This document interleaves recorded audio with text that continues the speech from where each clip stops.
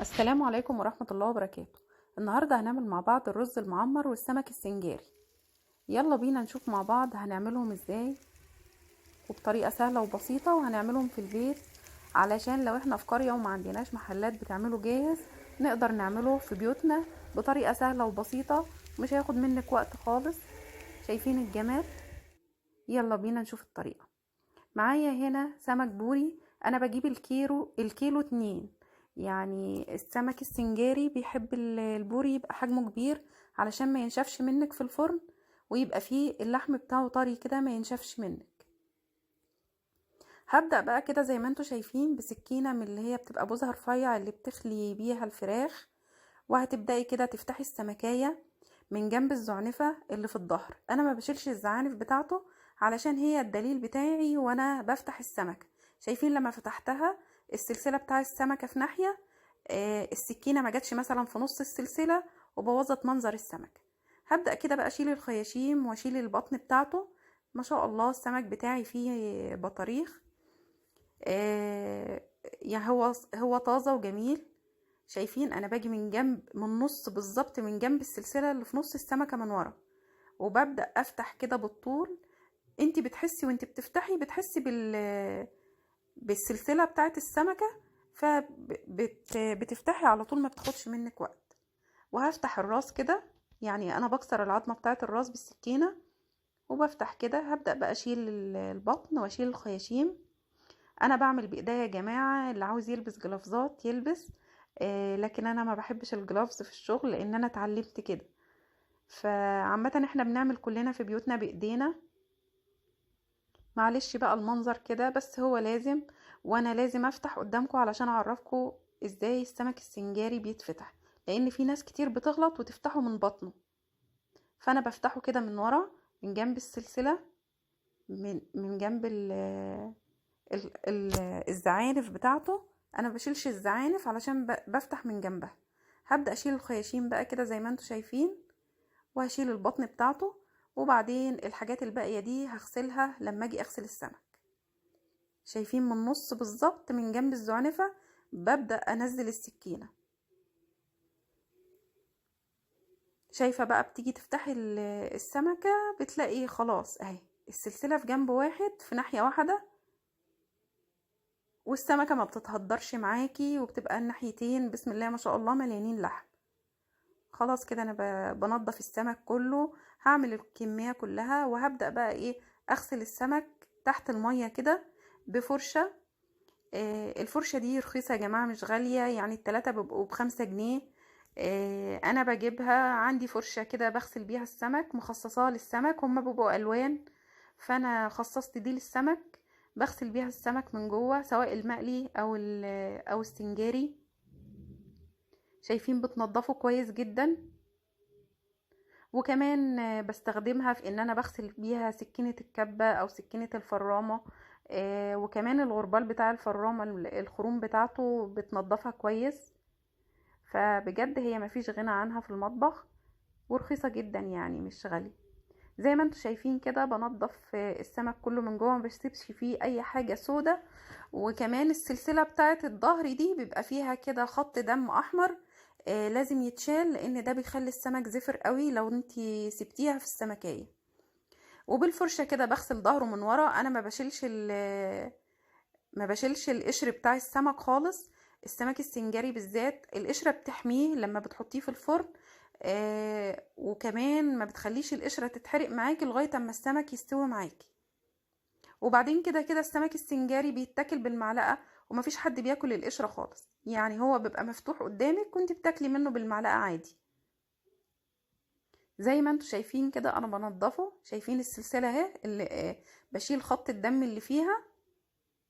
لازم تنضفيه كويس جدا لان السمك البوري بيبقى الزفارة بتاعته عالية، واي حاجة بتسيبيها فيه بتخليه زفر.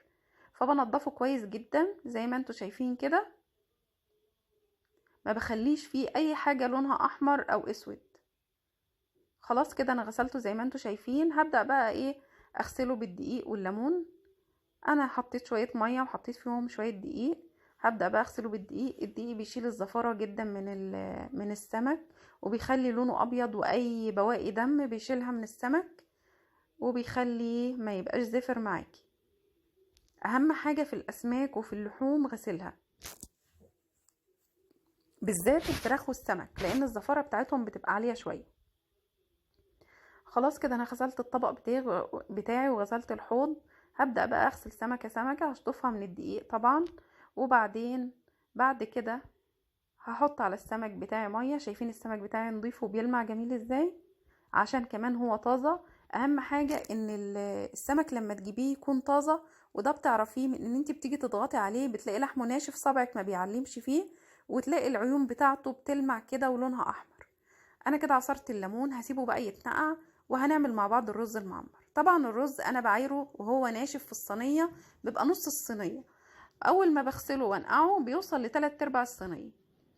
بصفيه وبعدين بحط فيه معلقة قشطة واقلبها كويس. وبعدين كل كوباية رز بحط لها معلقة ملح.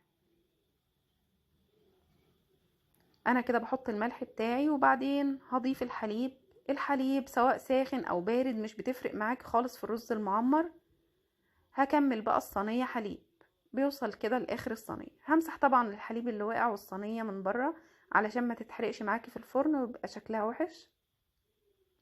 كده بقى انا بقلب الملح كويس في الحليب والرز.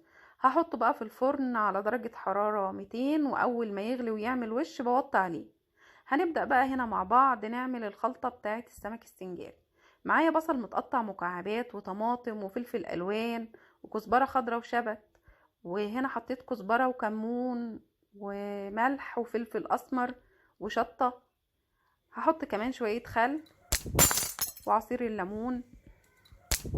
اي كده تليفوني وقع اتكسر يا جماعة. الحمد لله، انا تليفوني طبعا وقع اتكسر، كان بقاله اسبوع معايا. يا دوب والله لسه ما فرحتش بيه، وكان جاي لي هدية من ناس عزيزة عليا، لان الموبايل اللي معايا ما كانش مناسب قوي ابدا للتصوير، وكان بيتعبني قوي في ان انا اعمل فيديو، ما كانش بيكمل تصوير فيديو كامل. يعني عشان اعمل فيديو كنت بصور ب3 موبايلات. فالحمد لله قدر الله وما شاء فعل، والحمد لله انها جت على قد كده. وعلى قد ما زعلت على قد ما حمدت ربنا ان انا كويسة وولادي كويسين تهون اي حاجة، وفدايا وفدا ولادي. بس بجد حقيقي فعلا على قد ما فرحت بالتليفون على قد ما زعلت. بس طول ما احنا كويسين زي ما بقول لكم الحمد لله. زي ما انتوا شايفين كده بقى انا بدأت كده. انا مقطعة طبعا قبل ما ابدأ ورق ألمونيوم على قد السمك، على قد عدد السمك اللي معايا. بتني ورق الألمونيوم 2، بخليه طبقتين يعني. وبعدين بحط ورقة الزبدة، واحط الخلطة شوية الخلطة اللي انا بحطهم تحت السمكة دول بيخلوا لي السمكة تستوي معايا وما اقلقش وهي في الفرن عشان ما تنشفش معايا، ويبقى والقشرة بتاعت السمكة ما بتتحرقش، بالعكس. التتبيلة السمكة بتشربها وبتبقى اطعم بكتير من ان انتي ما تحطيش حاجة على تحت السمكة. زي ما انتوا شايفين كده انا بتني ورق الالومنيوم، وبعدين هحط ورقة زبدة، لان طبعا الورق الالومنيوم ضار جدا ان هو يلامس الاكل اللي احنا بناكله. فهحط ورقة الزبدة كده، وهبدأ احط السمكية بتاعتي، وهتني كده من تحت. انا بسيب الديل بتاع السمكة علشان بلف عليه ورق الالومنيوم، وبعدين بتني الحروف كده والجوانب علشان تعمل لي على شكل مركب، وتخلي لي السمكة كده شكلها حلو، واقدر احط فيها خلطة زي ما انا عايزة ما توقعش معايا. زي ما انتوا شايفين كده اهو ورقة الزبدة وحطيت عليها شوية الخلطة، وبعدين هحط السمكية وهتني كده زي مثلث من تحت، وهلف على ديل السمكة وهتني من فوق والف فوق حوالين راس السمكة. الجناب بقى بتنيها زي ما انتوا شايفين كده، بتبقى اقوى وبتخلي السمكة زي ما انا بقول لكم شبه المركب كده. السمك السنجاري بيبقى حلو قوي وبيبقى طعمه جميل، وانا بفضل اعمل معاه رز معمر علشان هو فيه خلطة وفيه تتبيلة وفيه حاجات كتير. فمش هيبقى اعمل رز ببصل اللي هو رز السمك، وكمان يبقى السمك مليان خلطة، بجد هيبقى تقيل قوي على المعدة. و... وكمان بحس ان هو طعمه مش هيبقى لطيف. زي ما انتوا شايفين كده انا بقى هعمل كمية السمك كلها، وبعدين هحشي السمك كله مرة واحدة. طبعا انا بعمل السمك كده زي ما انتوا شايفين، وعندي مشاعر متضاربة، زعلانة، حامدة ربنا، شكراه، بس الحمد لله. ربنا ان شاء الله يعوضني خير وانا متأكدة. وطبعا بقى ما تنسونيش باللايك والشير عشان تعوضوني. الموبايل بتاعي اللي اتكسر ما يبقاش موبايل وفيديوهات. عايزة الفيديو ده يوصل لأعلى نسبة مشاهدة. زي ما انتوا شايفين كده السمك ده لما بيبقى حامي شوية، يعني حاولي تحطي شطة مع الفلفل اللي انتي بتحطيه، لان هو لما بيبقى حامي شوية بيبقى طعمه جميل. الشطة والزيت والخل والليمون بيخلوا السمك جميل جدا، والكمون بقى والكزبرة وكده. هحشي السمك زي ما انتوا شايفين كده، مكان الخياشيم بملاه خلطة.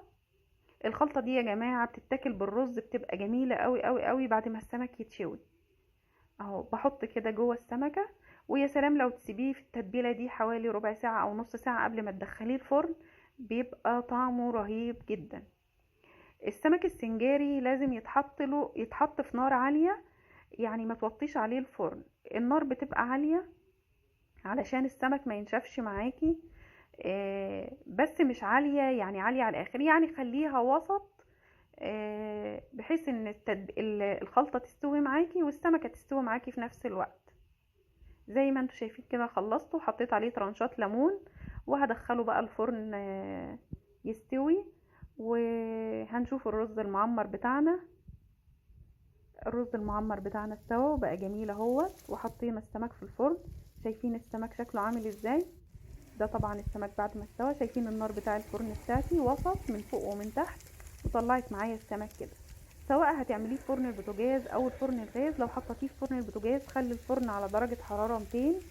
ولو استوى معاكي ولعي له الشواية شوية من فوق، او لو الفرن بيولع من فوق ومن تحت يبقى